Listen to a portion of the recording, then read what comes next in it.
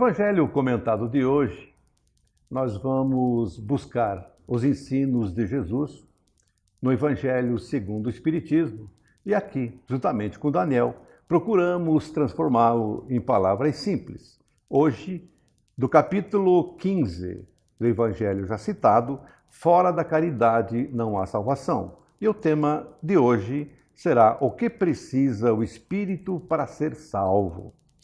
Daniel, primeiramente na visão espírita, à luz do espiritismo, portanto, o que é a salvação? De fato, Valdecir, essa é uma questão que quem sabe a gente não consiga traduzir por uma definição. Porque as teologias, os segmentos teológicos, os mais diversos, preconizam que a salvação ela se dá num determinado instante, né? Ao passo que a doutrina espírita, que se alinha com a visão de Paulo, né? Não aquela ideia salvacionista do seu tempo, mas uma ideia atualizada, né? Vai acontecendo aos poucos. É um processo que a criatura vai estabelecendo a partir da adoção de certas posições, né, da vivência de certas virtudes, da sua atuação de ordem moral. Então, vai acontecendo esse rito chamado salvação. Não é um momento, não é um fato, não é a vinculação a esta ou aquela teologia ou aquela religião, ou mesmo a doutrina espírita. Então, a gente precisa sair dessa ideia salvacionista, que era o princípio da evangelização de Paulo, no sentido de que a criatura ela se salvava de um instante para o outro, não é? E não fazemos aqui nenhum reparo em relação àquela posição. Mas Paulo adota, através exatamente das suas comunicações no âmbito da doutrina espírita, notadamente através do Evangelho segundo o Espiritismo, que é um dos colaboradores do Cristo para a codificação espírita, né?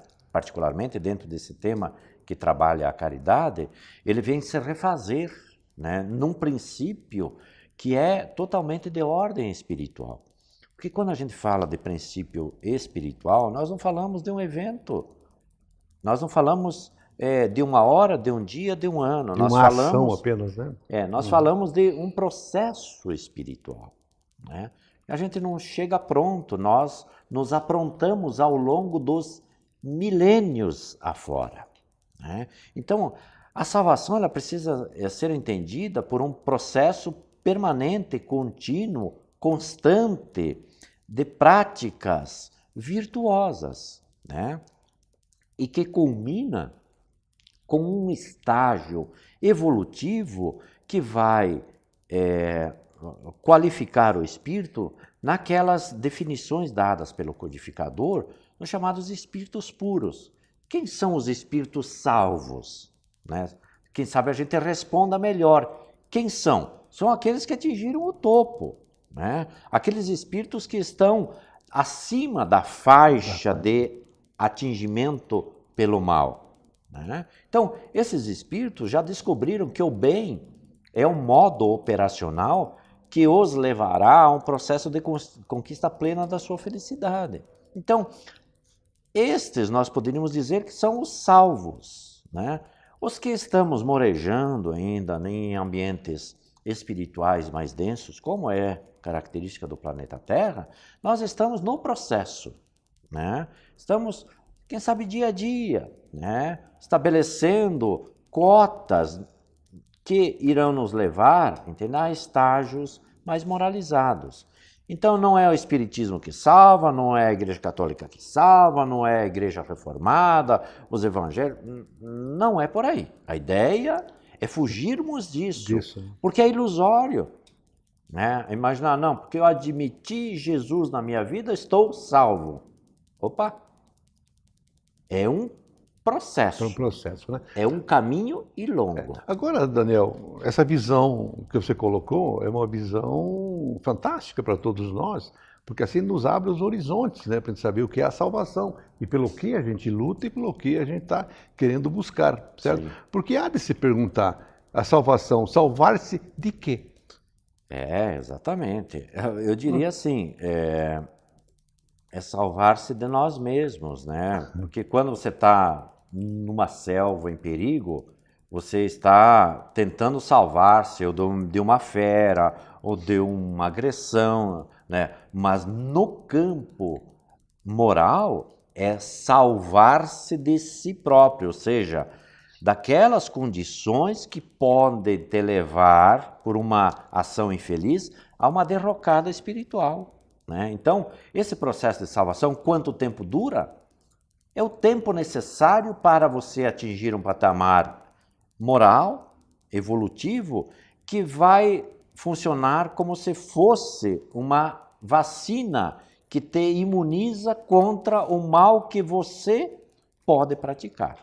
Porque não é contra o mal que os outros podem praticar. Aliás, isso é evangélico. Não tem mais os que podem matar o corpo, mas sim os que podem matar o espírito. Ou seja, de criar dificuldade para o espírito. O espírito é imortal, ninguém mata o espírito. É uma parábola, ela tem uma conformação de sentido figurado, a morte do espírito. Mas a criatura que está, sob o ponto de vista das ações infelizes, praticando atos imorais, é natural que o seu espírito não está sendo produtivo, portanto, podemos considerá-lo como morto, né? Como a raiz que ainda não fez brotar acima da terra a árvore que ela deve projetar. Que ela deve projetar. Exatamente. Né? Porque nós vimos quando abrimos o programa, nós dissemos aqui, falamos aqui o título do tema do Evangelho e o capítulo que nós íamos falar, que era fora da caridade, não a salvação. Porque como já sabemos então o que é a salvação e salvar-se do quê? Ou de quem? Certo? A caridade então é algo fantástico para o nosso desenvolvimento. Se lá no Evangelho encontramos que fora da caridade não há salvação. Quando Paulo vai falar da caridade, é natural que ele estava sob a inspiração do Cristo e a inspiração das esferas crísticas, né? Porque vai falar da caridade como uma expressão da excelência de todas as virtudes. Porque se a gente for definir caridade, eu particularmente não me atrevo a definir o que seja a caridade. Né? A caridade é uma expressão de ordem moral que a criatura vai pouco a pouco expandindo. Você veja que se, na expressão de Paulo, não há salvação fora da caridade, quanto a criatura precisa praticar em termos de caridade para salvar-se. Então, nós poderíamos dizer assim, é um universo todo, entende, que gravita em torno desta questão chamada caridade. Né? E o que é, ou onde, ou quando, né? Ou para quem a gente pratica caridade, a gente poderia ficar aqui elencando, quem sabe, dias e noites, situações que podem caracterizar práticas de caridade. Então, quando se define, e Paulo define isso dentro do Evangelho segundo o Espiritismo, que fora da caridade não há salvação, ele está colocando exatamente como o ingrediente principal para ser salvo a prática da legítima caridade. Então ele não define o que é a caridade, mas estabelece o princípio. Então, se a gente disser assim, quando é que você quer ser salvo? A criatura, a partir disso, deverá responder, quando eu estiver praticando a caridade. Aí Pronto. Você pode dizer, você está salvo. Aonde eu devo praticar não importa. Pode ser o católico, pode ser o espírita, pode ser o protestante, pode ser o evangélico, pode ser o umbandista, pode ser o ateu. Se ele praticar a caridade, ele está na linha exatamente que o conduzirá fatalmente ao processo de salvação. Para arrematar, não vamos nos iludir que a gente vence esse processo numa existência somente, porque isso seria uma ilusão. Com certeza, né? Bom, a religião, o espiritismo, ela não resolve o nosso problema. Quem vai resolver o nosso problema somos nós próprios. Perfeitamente. Mas ela nos deu uma direção. Sem dúvida. Como Paulo bem colocou, e você aqui bem postou isso, que fora da caridade não há salvação. Então, essa é a nossa direção. É o norte então, mesmo. Para que todos nós possamos nos salvar, que já sabemos hoje salvar de quem? Que é de nós mesmos, é bom que nós nos convidemos a todo dia fazer um exame como estamos agindo na sociedade para com o nosso próximo e para conosco mesmo, para que possamos assim nos salvar. O Espiritismo, em palavras simples, volta já já.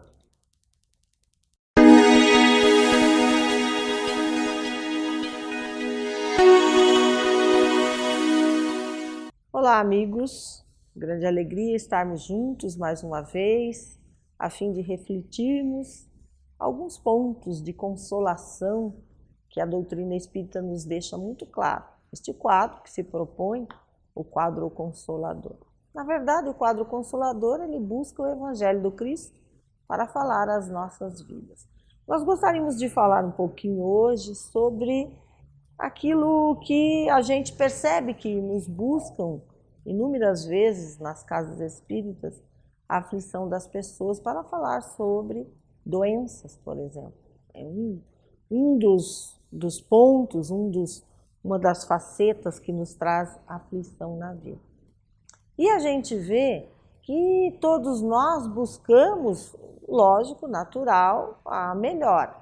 No entanto, quando nós nos tratamos, que assim devemos fazer, e buscamos ajuda científica, ajuda médica ou ajuda espiritual, juntamente com a científica, nós temos que ter em mente a nossa conduta, porque nós somos os geradores das próprias doenças. Tudo nasce em nosso campo mental, em nossa consciência, no nosso estado de alma e às vezes no desregramento da nossa conduta, do cotidiano, da nossa vida, do dia a dia.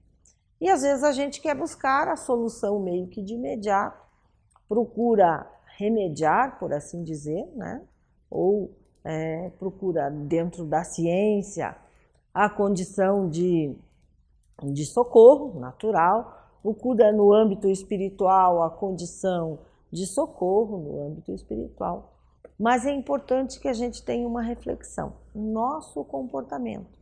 Porque às vezes a gente quer que as coisas aconteçam de pronto apenas pela nossa busca, sem que a gente faça algum movimento de diferente para atenuar ou para impedir aquilo que nos está acontecendo.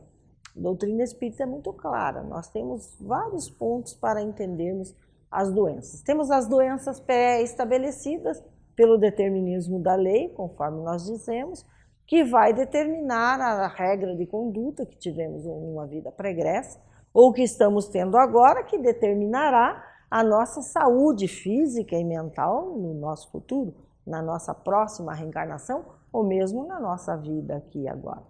Situações, por exemplo, em que não podemos aliviar as circunstâncias, porque pelo determinismo, pela lei de causa e efeito, nós renascemos, né? Nós reencarnamos com algumas doenças pré-estabelecidas, o que nós observamos. Coisa que muitas vezes os pais buscam muito, procurar entender por que o seu filho sofre de tal ou qual mal, às vezes mesmo de problemas mentais, problemas de deficiência, e aí nós vamos buscar a necessidade do espírito.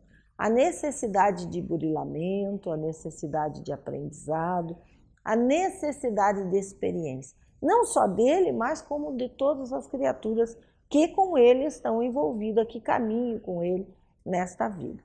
Quando nós verificamos essa situação, nós temos que continuar com a confiança em Deus, sabendo que o melhor foi feito por todos nós, e empenharmos-nos com amor, que é uma grande proposta vitoriosa de sairmos desta grande prova, desta grande expiação, desta grande dor, muitas vezes assim encarada pelas pessoas, pelas dificuldades, né? Pelo momento em que a pessoa não pode, por exemplo, se locomover, que a pessoa não tem um raciocínio de acordo, essas situações em que vem já pré-estabelecido, difícil das famílias compreender.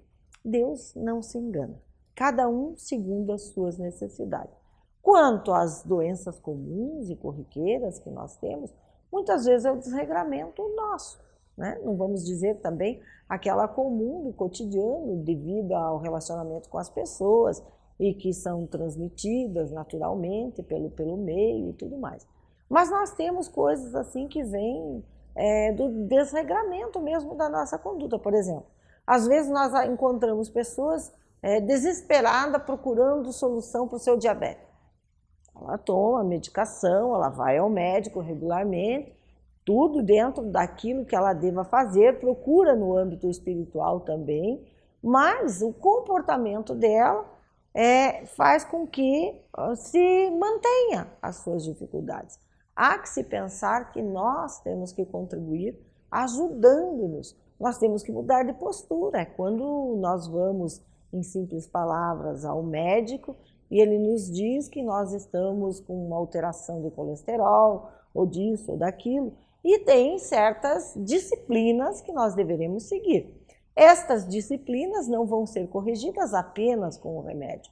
O mesmo fato no âmbito espiritual. Às vezes as pessoas estão perturbadas e procuram o centro espírita natural, tem-se muitas terapias a oferecer. Uma delas é o passe ou a fluidoterapia, que é a imposição de mãos, como fazia Jesus, a transmissão de energias, a oração fervorosa em favor daqueles que ali estão e que buscam espiritualmente uma melhora. E isso ocorre muitas vezes.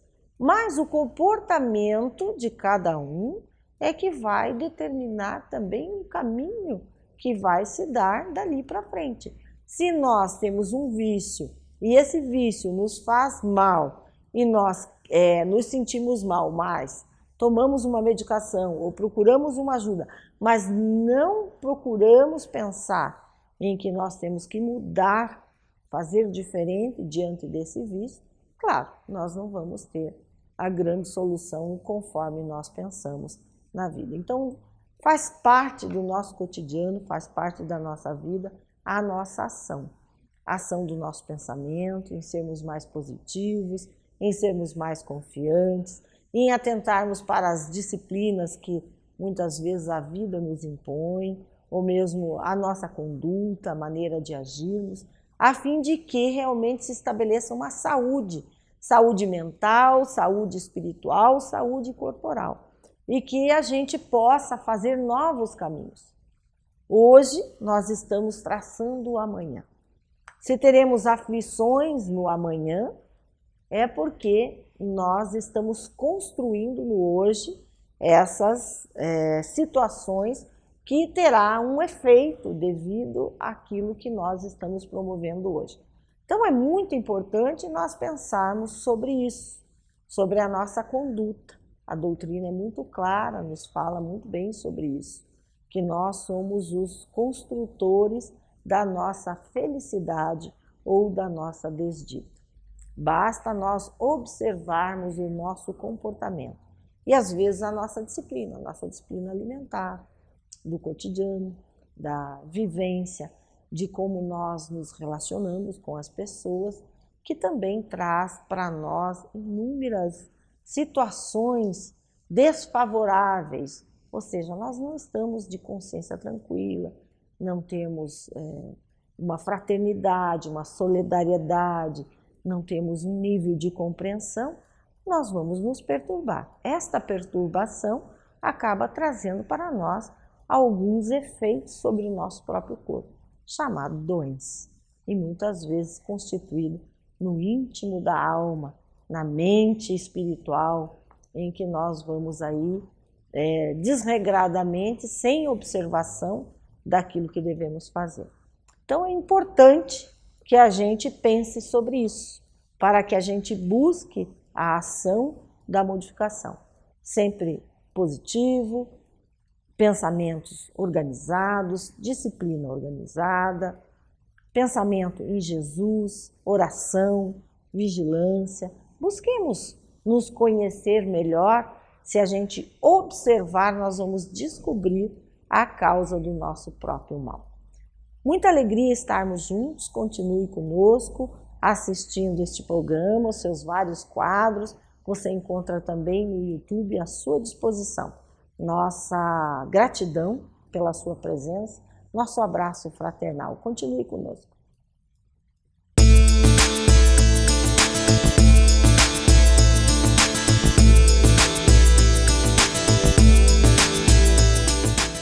Prezados amigos, no quadro de hoje, no entorno da mediunidade, eu retomo o assunto, o tema importante do estudo da mediunidade, assunto que eu já tenho falado. Sempre relembro que o fato de que a mediunidade é uma faculdade que o indivíduo traz como predisposição do nascimento, um compromisso reencarnatório que não se pode dispensar. Essa predisposição é inata, não se adquire como bem se queira, tal qual os músculos, que se fabricam nas academias com ou sem as tóxicas substâncias anabolizantes. A mediunidade você não fabrica, você traz ela. Então a mediunidade, como você traz, você educa, você aprimora pelo estudo e pela observação que o seu portador faz de si mesmo. Já comentei que a melhor forma de estudar a mediunidade é em grupos, com bom método e com coordenadores experientes. Também já comentei que há muitos métodos e que o livro dos médiuns é a base. Tem que ter o livro dos médiuns na base de qualquer estudo de mediunidade. Citei também que há métodos que o estudante de mediunidade passa por um longo período de estudos teóricos e depois passa para a experimentação mediúnica. Há métodos que a teoria e a experimentação prática são dadas de forma simultânea, ou seja, à medida que se inicia o aprendizado teórico, também se inicia o conhecimento dos elementos que envolvem a prática mediúnica.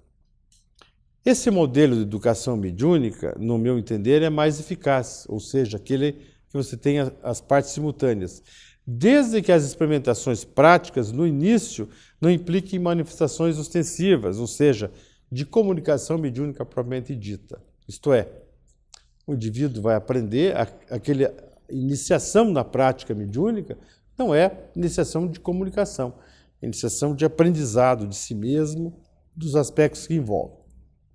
Na fase inicial, o estudante ainda não tem todo o conhecimento necessário para partir para a intermediação. Então ele não tem, então ele não pode se colocar nessa condição. Por que considero, então, que o método de estudo que intercala teoria e prática é mais eficaz? Primeiro, por não ter que esperar um ano ou mais para começar a experimentação mediúnica, fazendo só estudos. Então, ele vai aprendendo nesse processo simultâneo, ao educar-se a conhecer-se. Falarei mais adiante um pouco.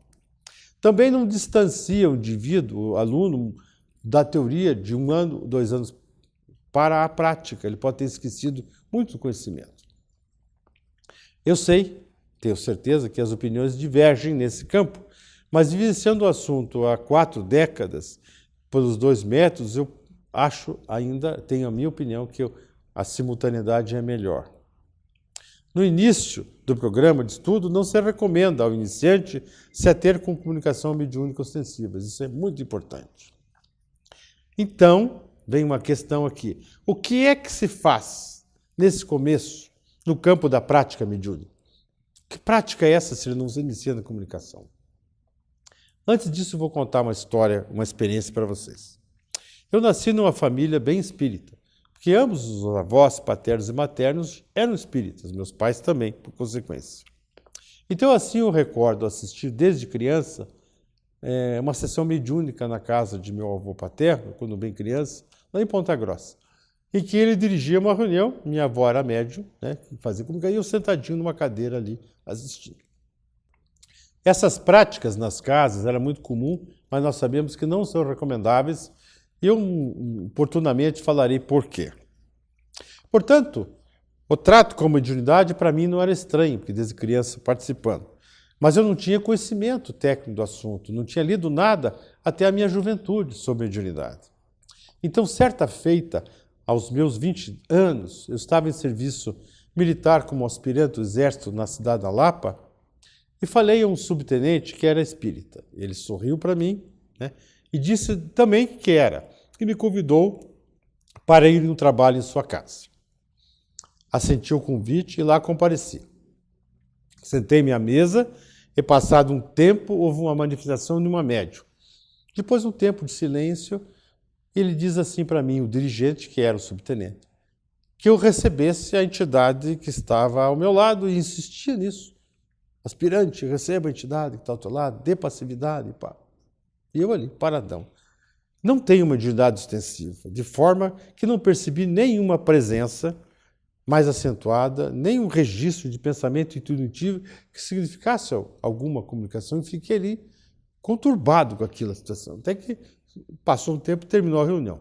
O fato de não ter mediunidade intuitiva, né, não me impede de receber intuições, muitas que recebo em palestras, na condução de estudos, na direção de trabalhos. A gente sempre recebe. Mas não para a comunicação extensiva. Naquele tempo eu não tinha conhecimento detalhado de mediunidade, né? Achei estranho que o dirigente estava insistindo que eu recebesse uma comunicação, uma entidade que eu não tinha a menor ideia que ali estava. Então, tal experiência leva-me a concluir que antes de qualquer prática ostensiva, é muito importante o estudo teórico. E mais do que isso, o autoconhecimento que você faz sobre a mediunidade que você tem. O iniciante precisa saber disso. Voltando então àquela questão, o que é que se faz nas primeiras práticas de um programa mesclado entre teoria e prática, eu explico. Nas primeiras práticas aprende-se concentração, a teoria da concentração exercita-se. A entender o mecanismo da prece e aprende a orar-se. A entender o mecanismo da radiação e se faz a radiação para doentes. A perceber e avaliar as presenças espirituais pelas energias que envolvem, ou na linguagem espírita pelos fluidos que nos cercam, para interpretar. A entender o mecanismo do passe, fazer a aplicação do passe, né? E assim por diante. São todas as experiências que fazem com que o indivíduo comece a conhecer-se, o seu potencial, a conhecer a sua capacidade antes de ir em busca da intermediação, se é que ele tem essa capacidade. Enquanto aprofunda o conhecimento teórico, ele passa a trabalhar a questão, né, do seu autoconhecimento, da sua capacidade de percepção, do entendimento dos fluidos que o cercam para saber se são bons ou são maus, fazendo comparação com o seu padrão e assim por diante. Pense sobre isso, né? Hoje é uma oportunidade de você raciocinar sobre esse assunto. Por hoje ficamos por aqui. Recomendo que você fique sempre ligado no nosso programa, todas as semanas, porque é sempre uma escolha saudável para o teu ambiente espiritual. Tchau.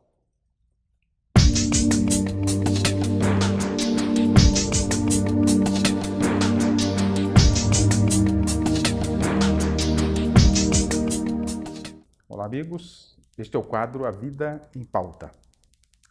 Hoje vamos colocar algumas questões a respeito de temos um porvir ou teremos o nada pela frente? As preocupações humanas, de uma maneira geral, nos levam a questionar, né, o nosso dia a dia, as nossas questões, se temos um futuro ou apenas o nada depois. O que acontece quando terminamos a nossa etapa nesta vida e deixamos o corpo? O que acontece? Esta incerteza muitas vezes leva as pessoas, alguns ao pânico, o medo da morte, o pavor da morte, porque não tem respostas sobre esta questão ou não tem convicção sobre as respostas, mesmo aqueles que entendem que o ser sobrevive ao túmulo. Então são questões que devemos parar para refletir, porque elas são fundamentais em nossas vidas. E se a nossa ação, se não temos essa certeza, a nossa ação perante a vida, pelo sim, pelo não, vamos aproveitar o máximo possível o que temos à nossa frente.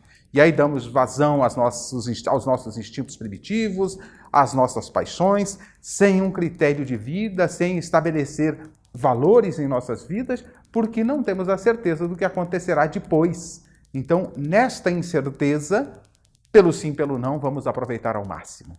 Então, as nossas ações muitas vezes não serão muito saudáveis. E isto ocorre, por certo, e em muitos cristãos, inclusive. Mesmo aqueles que são cristãos estudam Jesus, e Jesus diz que nenhuma das suas ovelhas se perderia. Portanto, a nossa visão é de que nós teremos uma continuidade e que esta continuidade está associada às nossas obras. Portanto, nenhuma das minhas ovelhas se perderá. E cada um colherá de acordo com as suas obras. Isto já nos leva a refletir um pouquinho mais sobre o que estamos produzindo. Mas não há uma convicção. O grande problema, às vezes, do cristão é não há uma convicção. E por isso as suas ações estão fundamentadas na incerteza. Então, na incerteza, ele não faz esforço, ele não corre riscos. Mesmo, e para descargo de consciência, ele, às vezes, frequenta um templo religioso, seja de qualquer religião, ele vai frequentando para ir, pelo sim, pelo não, estou frequentando. Mas como é que ficam as ações, as atitudes? Então, é muito importante que procuremos saber. É fundamental definir as nossas ações raciocinando com profundidade e buscando a convicção se temos ou não um futuro, se temos um porvir ou é o nada, é o túmulo e acabou. Se temos um porvir, e todo aquele que frequenta um templo religioso, todo aquele que é espiritualista, tem a ideia de que temos um porvir, mas não tem a convicção instalada sobre esse porvir. E por isso as suas ações muitas vezes não são as ações mais adequadas. As ações não são condizentes com quem tem um futuro. Nos focamos muitas vezes nas coisas passageiras, nas coisas ilusórias. Então, para que definamos melhor as questões da vida, é preciso que busquemos aprofundar a consciência de que somos imortais. Conhecereis a verdade, ela vos libertará, diz Jesus. Allan Kardec, codificador da doutrina dos espíritos, na obra O Céu e o Inferno, ou um subtítulo, A Justiça Divina, segundo a visão espírita, segundo o Espiritismo, ele vai nos convocar já no primeiro capítulo a refletirmos sobre estas questões. Vivemos, pensamos e agimos. Eis o que é positivo, diz Kardec.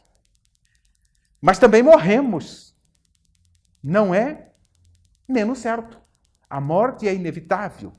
Portanto, sair do corpo é inevitável.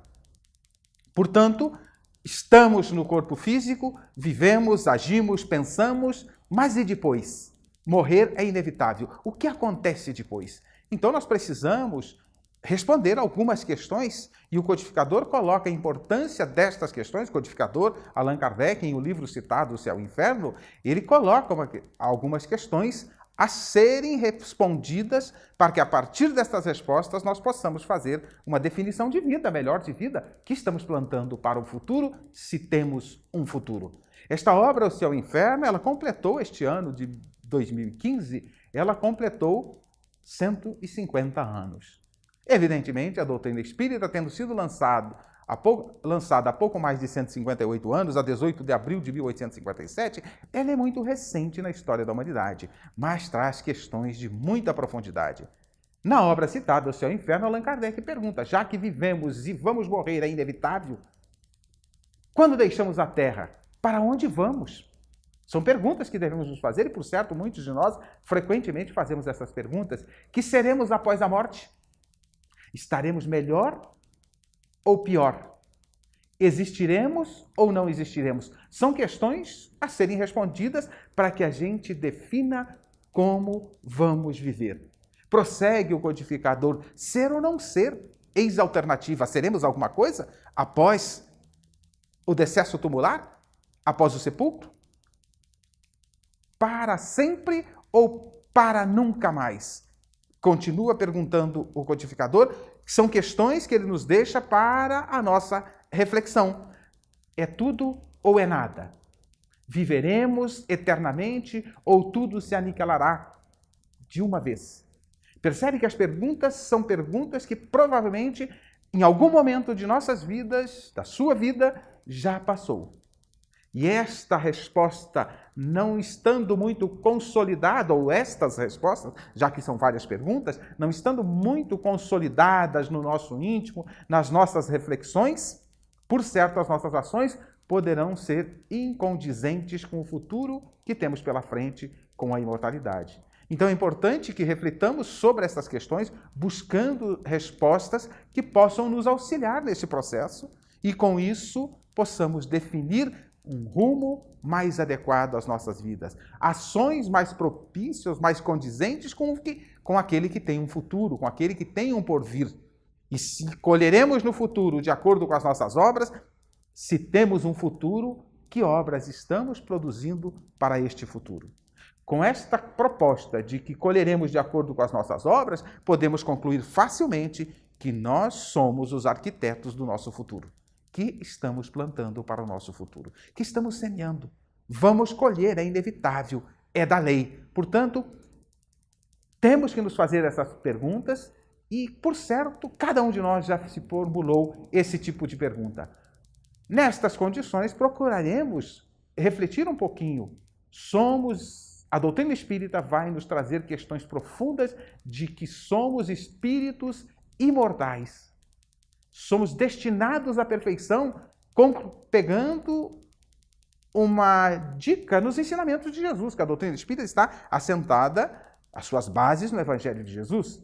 Jesus vai nos dizer que nós temos esse futuro e que nós vamos colher de acordo com esse futuro, de acordo com as nossas obras. Então, é importante que pensemos nestas questões. Somos imortais ou não somos? É para nunca mais ou é para sempre? O que estamos produzindo? Analisando os ensinamentos de Jesus, nós temos a liberdade de semear, de fazermos o que quisermos, porque com esta liberdade assumimos a responsabilidade pelos nossos atos. Mas esta liberdade nos traz responsabilidade, nesta visão, a responsabilidade pelos nossos atos. Então, para darmos um rumo adequado às nossas vidas, é importante que reflitamos profundamente sobre estas questões e procuremos aprofundar as respostas. A doutrina dos Espíritos, trazidas a lume há 158 anos, pouco mais, tem respostas profundas sobre estas questões. Portanto, nós fazemos um convite. Estude a doutrina dos Espíritos, estude a obra de Allan Kardec, as obras subsidiárias que vieram depois, com auxílio, por exemplo, de Chico Xavier, pela mediunidade de Chico Xavier, com auxílio de Emmanuel, também pela mediunidade de Chico Xavier, pelo espírito Joana de Ângeles, pela mediunidade abençoada de Divaldo Pereira Franco e tantas outras obras, mas especialmente a obra codificada por Allan Kardec. Nesta obra, nós sugerimos para quem está iniciando ou quer conhecer um pouquinho mais sobre as questões, comece sobre a obra O que é o Espiritismo, onde Allan Kardec faz uma síntese sobre o que representa a doutrina dos Espíritos, respondendo uma série de questões que são postas em relação à doutrina espírita, dúvidas em relação àquilo que a doutrina espírita traz, contestações, e contribuem para que Kardec possa dar as respostas necessárias. Portanto, se você está começando, comece pela obra O que é o Espiritismo, organizada e montada por Allan Kardec. Continue assistindo o nosso programa Espiritismo em Palavras Simples.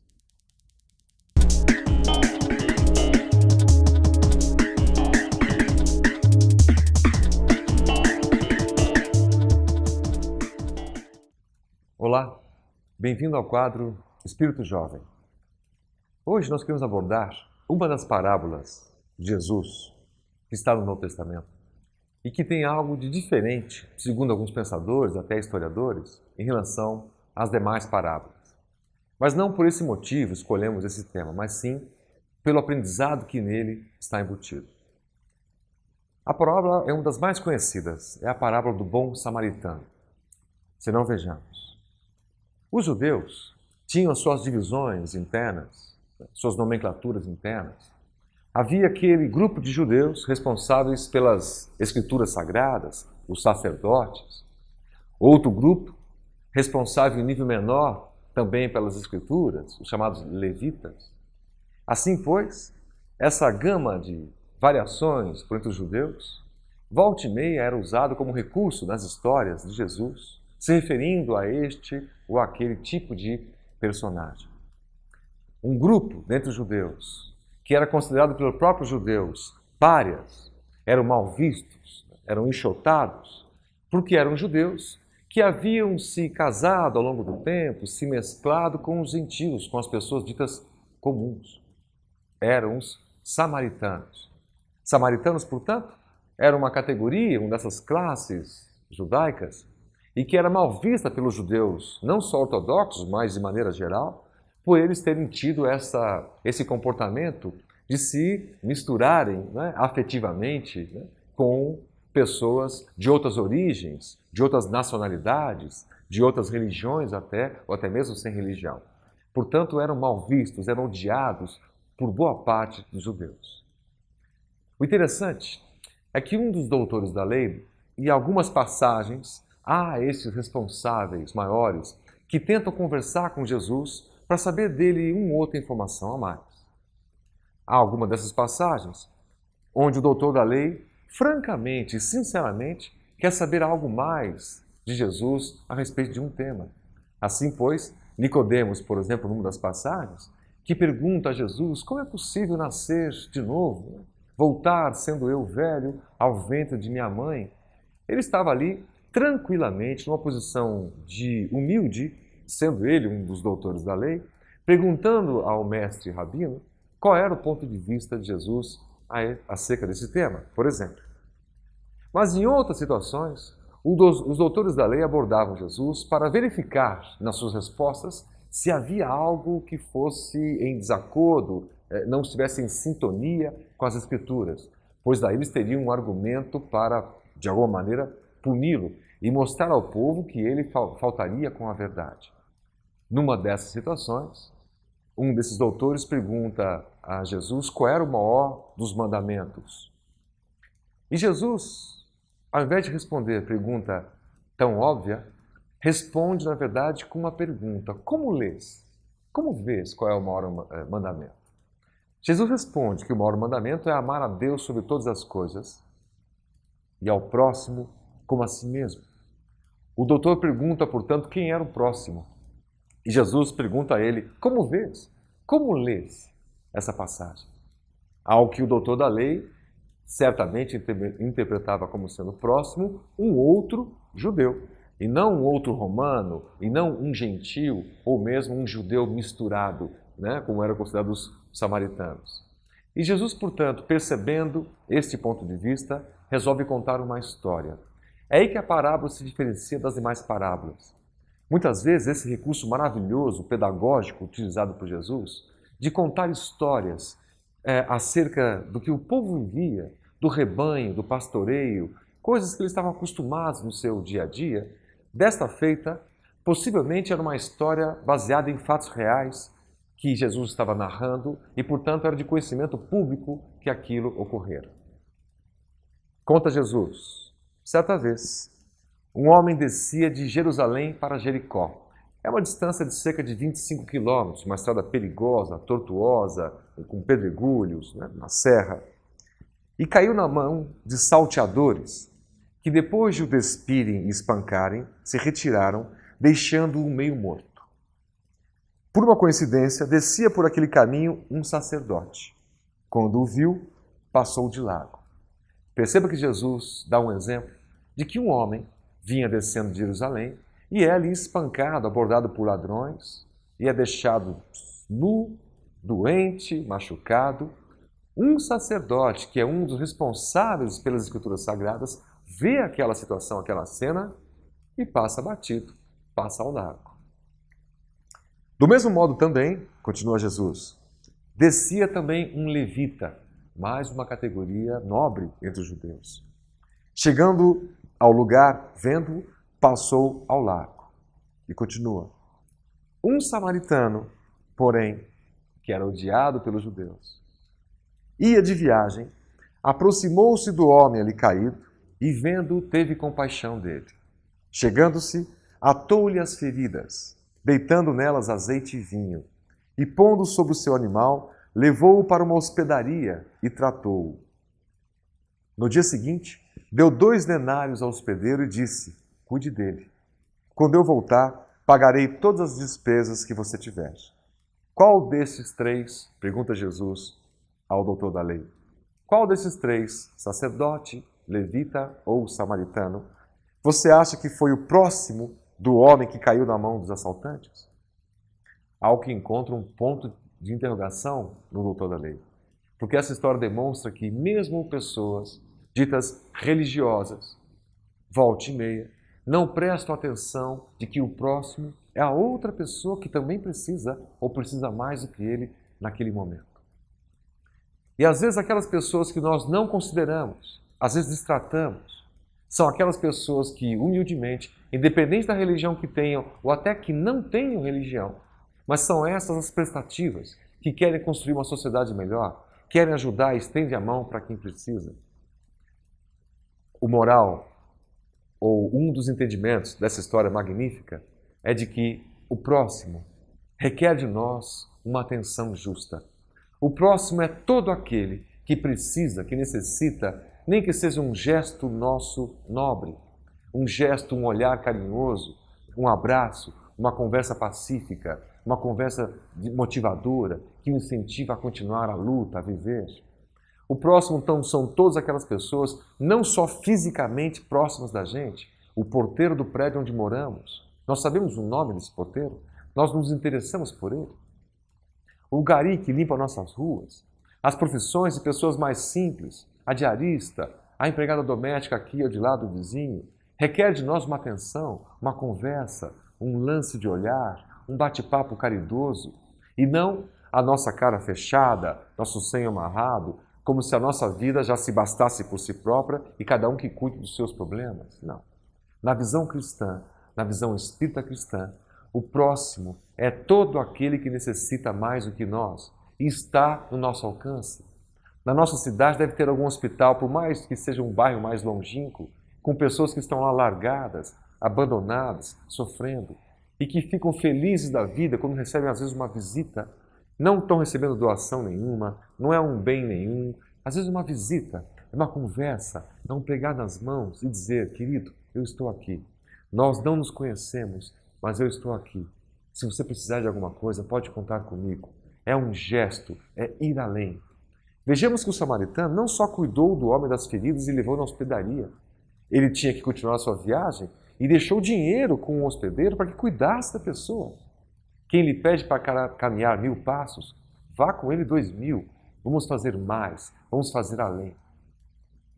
A força das pessoas de espírito jovem, e não só da idade juvenil, são todas aquelas que podem e devem ir além. Têm a força moral de seguir em frente, embora as vicissitudes, as nossas dificuldades pessoais, nossos obstáculos, nossas fraquezas, mazelas. Temos que ir além. O que mais nós podemos fazer por uma sociedade melhor, pelas pessoas que nos rodeiam, pelas vizinhanças, pelas pessoas mais carentes socialmente, as pessoas que têm carências de toda ordem? Quantas pessoas não estão sofrendo que depois de um acidente se encontram desvalidas, quase abandonadas e precisam de um gesto nobre nosso, de sair do conforto dos nossos lares, do nosso comodismo, lendo o Evangelho sem fazer nada, é somente ler o Evangelho. Agir é muito mais do que o sacerdote e o que o levita fizeram. Conheciam a lei religiosa perfeitamente, mas não a aplicavam em suas vidas. Ao espírita e ao espírito jovem dos espíritas fica o convite de fazer, de realizar, de ir muito além do que comumente as pessoas vão. Com o coração tranquilo, mas com a força de vontade necessária para mudar o mundo, mudando devagarinho a nós mesmos.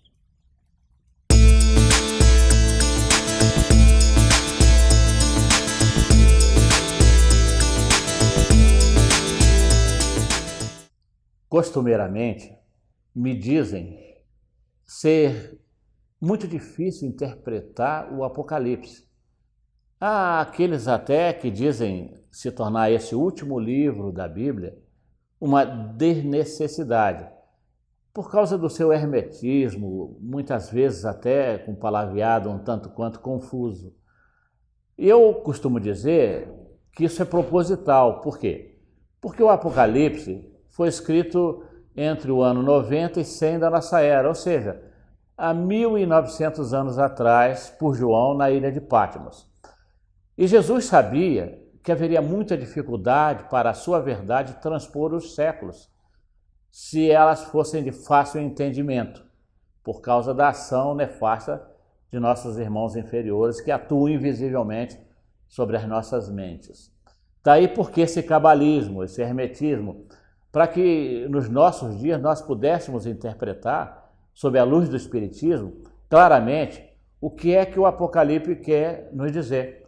O Apocalipse, que quer dizer revelação em grego, tem exatamente esse sentido de transpor os séculos para chegar aos nossos dias e confirmar, através da realização dessas profecias, a existência de Deus, da sua justiça e tantas outras coisas mais como o Espiritismo nos explica. Agora, é difícil de interpretação? Sim, o é, principalmente para os nossos irmãos religiosos de outras crenças, dogmáticos, porque os dogmas limitaram muito a capacidade de compreensão, nublando os ensinamentos de Jesus.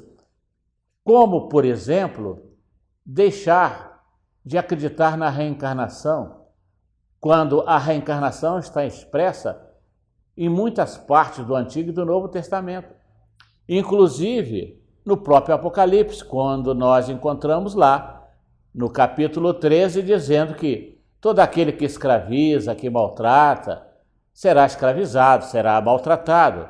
Todo aquele que mata de alguma forma será morto.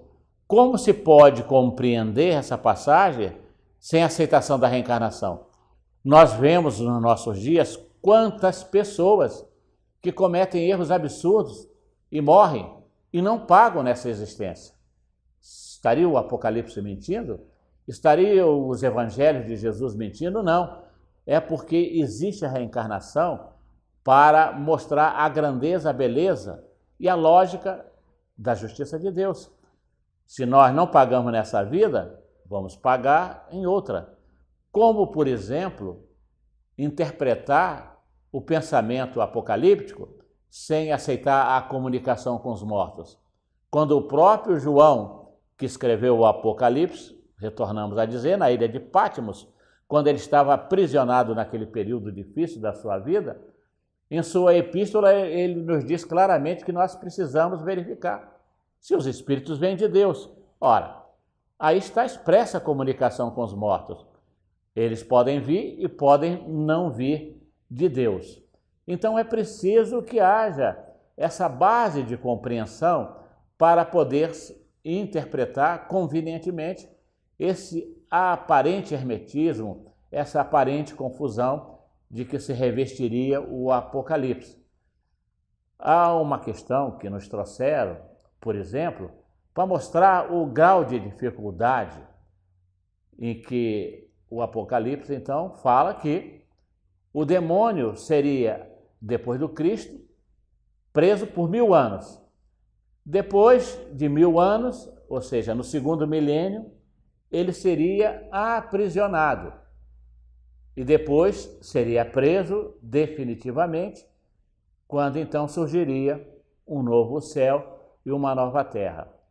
Para se entender essa passagem, é preciso que não só tenhamos o conhecimento espírita da comunicação com os mortos, da reencarnação, da lei de evolução, da necessidade das leis morais, que são a síntese das leis de Deus, como nos trouxe Jesus, é preciso também ter algum conhecimento histórico.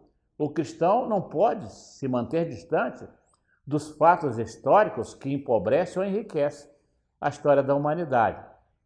Então vejamos, o demônio, o Satanás, seria preso por 1000 anos. Por quê? Após Jesus, a humanidade mudou muito e mudou para melhor. É claro, nos limites das possibilidades culturais da época. Mas avançou muito. O Império Romano, que era um símbolo de tirania, de perseguição, de morte, de escravização, de expoliação, acabou. O Império sumiu exatamente nesse período de 1000 anos. A cultura cristã se expandiu, os templos se multiplicaram, significando dizer o quê? Que Satanás esteve preso, ou seja, Satanás, como símbolo dessas forças do mal. Satanás, como o Apocalipse nos mostra, como Jesus nos fala, não é uma personalidade, não é a personificação de um indivíduo, mas a representação do mal. Está muito claro, está muito explícito isso em todas as passagens, como nós as conhecemos, desde o Antigo como do Novo Testamento. Agora, o Satanás, o demônio, seria solto depois de 1000 anos. Vejam, para entender essa afirmação, é preciso que a gente conheça a história. Por quê? Exatamente no primeiro século do segundo milênio, nós vemos verdadeiras barbaridades acontecendo em nome do Evangelho, em nome de Jesus, em nome de Deus, que são expressões máximas de bondade, de tolerância, de perdão. Voltamos a dizer, desde o primeiro século do segundo milênio, essas misérias começaram a ocorrer em nome dessas expressões máximas de bondade, que são o nosso Criador, o nosso Deus, e Jesus, o nosso Mestre Maior.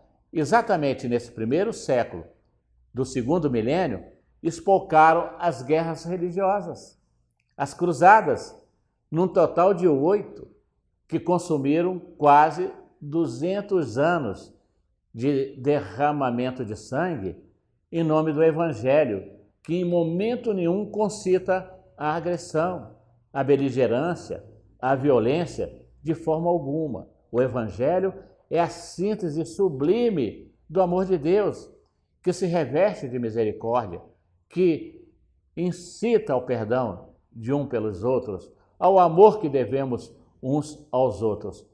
Consequentemente, foi um período difícil, porque as cruzadas deturparam, com esse derramamento de sangue, repito, por quase 200 anos, os ensinamentos do Senhor. Logo depois veio a Inquisição. Vejam como a história nos ampara para que nós possamos entender essas afirmações. Veio a Inquisição, de acordo com a bula papal assinada pelo Papa Gregório IX em 1231, e aí se institucionalizou a perseguição, a morte, a prisão, a tortura, a expoliação dos bens de pessoas que eram condenadas sem direito à defesa, e se deu uma sucessão de outros fatos. Foi a partir da falência dos dogmas que arrastaram o cristianismo é que surgiram os clamores históricos, como a queda da Bastilha em França, que deixaram os franceses de acreditar em Deus para acreditar na deusa razão. Foi por isso que se deu. Por quê? Por causa dos abusos do clero da época, associado ao rei Luís XVI, que acabou sendo guilhotinado. Tomando esse bonde da história, Karl Marx escreveu o Manifesto Comunista, propondo que as religiões são desnecessárias, que a ideia de Deus é o tóxico da humanidade. Depois de Karl Marx vem Friedrich Nietzsche, quando escreveu Assim Falou Zaratustra, que ele nos diz que Deus está morto. Tudo como consequência da falência desse processo religioso. Aí vem o Bertrand Russell, que quando escreveu recentemente Por que Não Sou Cristão, ele que ganhou o Prêmio Nobel da paz de 1950, para dizer que a humanidade está cansada de religião, que não tem mais que aceitar, porque as religiões são inúteis, são desprezíveis, são desnecessárias.